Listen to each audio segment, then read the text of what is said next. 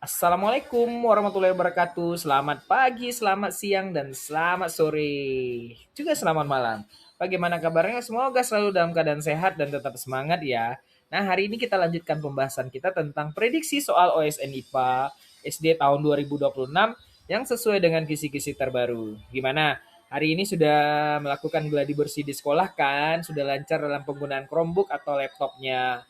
Nah, ini kita akan bahas tentang beberapa soal tentang OSN ya. Nah, sebelum kita lanjutkan ke pembahasan soal, jangan lupa like, komen, subscribe, serta share video ini ke murid-muridnya dan ke teman-teman kita semua. Oke, inilah soal kita yang pertama. Nah, ini dia soal kita yang pertama tentang energi. Energi potensial gravitasi bergantung pada A. Kecepatan dan ketinggian, B. Massa dan kecepatan, C. Waktu dan jarak, D. Massa dan ketinggian. Oke, silakan tentukan jawaban kalian tentang energi ini. Pak Teddy hitung sampai 5 ya. Satu, 2, 3, 4, 5. Dan jawaban yang benar adalah D. Massa dan ketinggian. Bagaimana dengan jawaban kalian? Nah, jika ada yang benar, selamat. Dan yang belum benar, mari kita bahas. Nah, penjelasannya, energi potensial gravitasi adalah energi yang dimiliki suatu benda karena posisinya atau ketinggiannya terhadap permukaan bumi. Jadi seperti itu ya. Jadi jawabannya adalah massa dan ketinggian. Mengapa pilihan A, B, dan C itu salah? Pilihan A itu kecepatan dan ketinggian. Kecepatan mempengaruhi energi kinetik, bukan energi potensial. Yang B, massa dan kecepatan merupakan faktor energi kinetik. Yang C itu waktu dan jarak tidak menentukan energi potensial gravitasi. Nah, seperti itu penjelasannya. Bagaimana sudah cukup jelas? Kalau ada pertanyaan silakan ditanyakan di kolom komentar. Kita lanjutkan ke soal yang kedua. Soal kedua masih tentang energi ya. Hukum kekebalan energi menyatakan bahwa energi A dapat diciptakan dan dimusnahkan, B selalu bertambah, C selalu berkurang, D tidak dapat diciptakan atau dimusnahkan. Kalian boleh stop dulu video ini untuk menentukan jawaban ya. Oke, Pak Teddy hitung sampai 5 ya. Silakan tentukan jawabannya. Satu, 2, 3, 4, 5. Dan jawaban yang benar adalah D. Tidak dapat diciptakan atau dimusnahkan. Bagaimana dengan jawaban kalian? Mari kita bahas.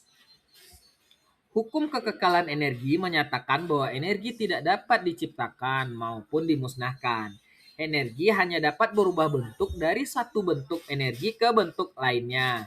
Contohnya, lampu mengubah energi listrik menjadi energi cahaya dan panas. Kipas angin mengubah energi listrik menjadi energi gerak. Benda yang jatuh mengubah energi potensial menjadi energi kinetik. Oke, mengapa pilihan lain salah? Yang A itu salah karena dapat diciptakan dan dimusnahkan itu bertentangan dengan hukum kekekalan energi.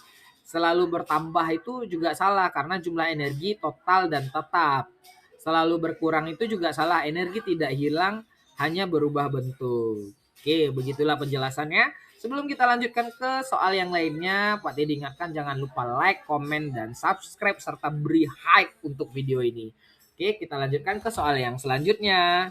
Nah, soal selanjutnya adalah tentang astronomi. Planet yang memiliki cincin paling terlihat dan spektakuler adalah A. Saturnus, B. Uranus, C. Jupiter, D. Neptunus. Oke, pastinya kalian sudah hafal ya tentang sistem tata surya dan planet-planet beserta ciri-cirinya. Silahkan tentukan jawaban kalian, Pak. Jadi hitung sampai 5. 1, 2, 3, 4, 5. Dan jawaban yang benar adalah A. Saturnus. Oke, bagaimana dengan jawaban kalian? Berikut adalah pembahasannya. Saturnus terkenal sebagai planet yang memiliki sistem cincin paling besar, terang dan mudah terlihat dibanding planet lainnya. Cincin Saturnus itu tersusun dari partikel es, debu, dan batuan kecil yang mengorbit mengelilingi planet tersebut. Oke, mengapa pilihan lain salah? Uranus itu memiliki cincin tetapi lebih tipis dan kurang jelas. Kalau Jupiter itu dia ada juga cincinnya, namun sangat tipis dan sulit diamati.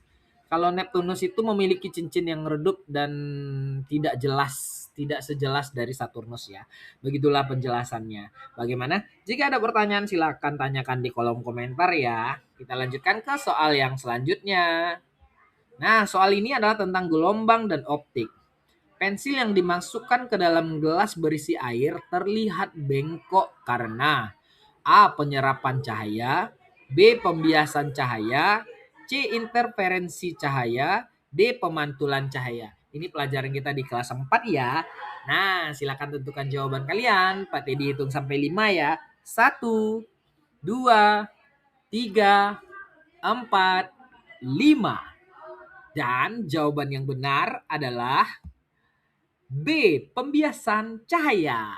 Pastinya benar ya. Kalau ada yang lupa nih, mari kita bahas. Pembiasan cahaya adalah peristiwa pembelokan arah cahaya ketika cahaya melewati dua medium yang berbeda. Misal dari udara ke air. Ketika pensil dimasukkan ke dalam gelas berisi air, cahaya dari bagian pensil yang berbeda di dalam air dibiaskan saat keluar dari air menuju udara. Akibatnya, bagian di dalam air tampak bergeser dari posisi sebenarnya. Mata kita melihat pensil seolah-olah bengkok atau patah di permukaan air. Oke, seperti itu penjelasannya. Mengapa pilihan lain salah? Kenapa penyerapan cahaya itu menyebabkan cahaya berkurang intensitasnya, bukan membuat pensil bengkok ya. Kalau interferensi itu terjadi karena ada pertemuan dua gelombang cahaya. Oke, jadi bukan pada kasus ini.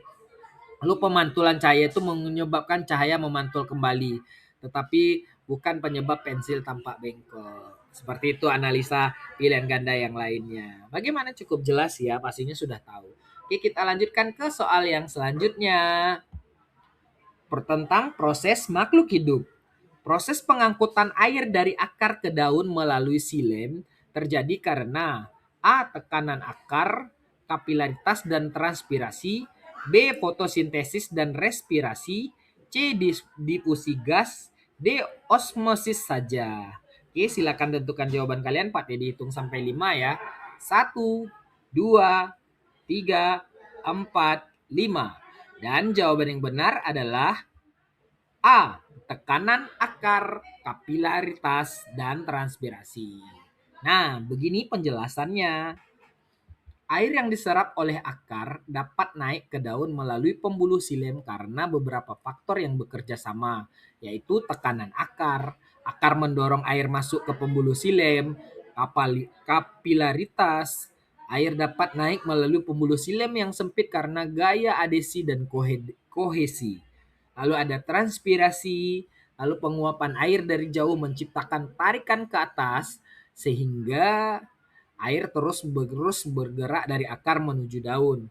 Ketiga faktor tersebut membantu proses pengangkutan air dan mineral ke seluruh bagian tumbuhan. Nah, mengapa pilihan lain salah? Proses fotosintesis dan respirasi itu merupakan proses metabolisme tumbuhan. Kalau difusi itu berkaitan dengan perpindahan gas seperti oksigen dan karbon dioksida. Yang D itu osmosis saja, itu osmosis itu proses penyerapan air oleh akar ya. Jadi tidak cukup menjelaskan air sampai ke daun. Jadi seperti itu jawabannya.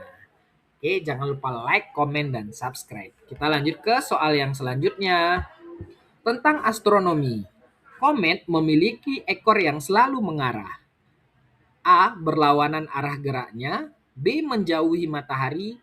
C. Ke arah matahari. D. Ke arah geraknya. Kalian tahu komet kan? Oke. Nah, silakan tentukan jawaban kalian. Pak Teddy hitung sampai 5 ya. 1, 2, 3, 4, 5. Dan jawaban yang benar adalah B. Menjauhi matahari. Berikut adalah penjelasannya. Dan ini penjelasannya. Komet memiliki ekor yang berbentuk ketika komet mendekati matahari. Panas matahari menyebabkan es pada komet menguap dan membentuk gas seperti debu. Angin matahari dan tekanan radiasi dari matahari mendorong gas dan debu tersebut sehingga ekor komet selalu mengarah menjauhi matahari. Akibatnya saat komet mendekati matahari, ekornya berada di belakang komet. Saat komet menjauhi matahari, ekornya bisa tampak berada di depan arah geraknya. Jadi arah ekor komet tidak ditentukan oleh arah gerak komet, melainkan oleh posisi matahari. Oke, mengapa pilihan lain salah? Berlawanan arah geraknya itu tidak selalu benar ya. Ke arah matahari justru kebalikannya. Lalu ke arah geraknya tidak selalu sesuai ke arah gerak komet. Jadi jawaban yang tepat adalah B. Oke, kita lanjutkan ke soal yang terakhir tentang proses makhluk hidup. Enzim amilase dalam air liur berfungsi untuk A. mencerna lemak, B. membunuh bakteri, C. mencerna karbohidrat, D. mencerna protein. Silakan tentukan jawaban kalian. Pak Teddy hitung sampai 5. 1, 2, 3, 4, 5. Dan jawaban yang benar adalah B. mencerna karbohidrat. Dan berikut ini adalah penjelasannya ya. Enzim amilase disebut juga enzim pitialin. Oke, terdapat dalam air liur dan mulai bekerja saat makanan dikunyah di dalam mulut. Fungsi amilase adalah mencegah amilum menjadi gula dan yang lebih sederhana seperti maltosa. Membantu proses pencernaan karbohidrat sebelum makanan masuk ke lambung. Contoh makanan yang mengandung banyak karbohidrat adalah nasi, roti, kentang, jagung. Oke, mengapa pilihan lain salah adalah mencerna lemak itu dicerna oleh enzim lipase. Membunuh bakteri itu air liur memang mengandung zat yang membantu melawan bakteri, tapi fungsi amilase ini bukan itu ya. Lalu mencerna protein. Protein ini dicerna oleh enzim seperti pepsin dan tripsin. Nah, begitu penjelasannya. Dan terima kasih bagi yang sudah menyaksikan dari awal sampai akhir tanpa di skip-skip. Terus tetap semangat belajar karena sebentar lagi akan melaksanakan ujian OSN. Terus like, comment, subscribe video Pak Teddy ini dan share ke teman-teman dan murid-muridnya. Terima kasih yang sudah menyaksikan karena setiap usaha tidak akan mengkhianati hasil. Teruslah belajar hari ini untuk masa depan yang lebih cerah. Indonesia kuat, Indonesia jaya. Terima kasih. Assalamualaikum warahmatullahi wabarakatuh.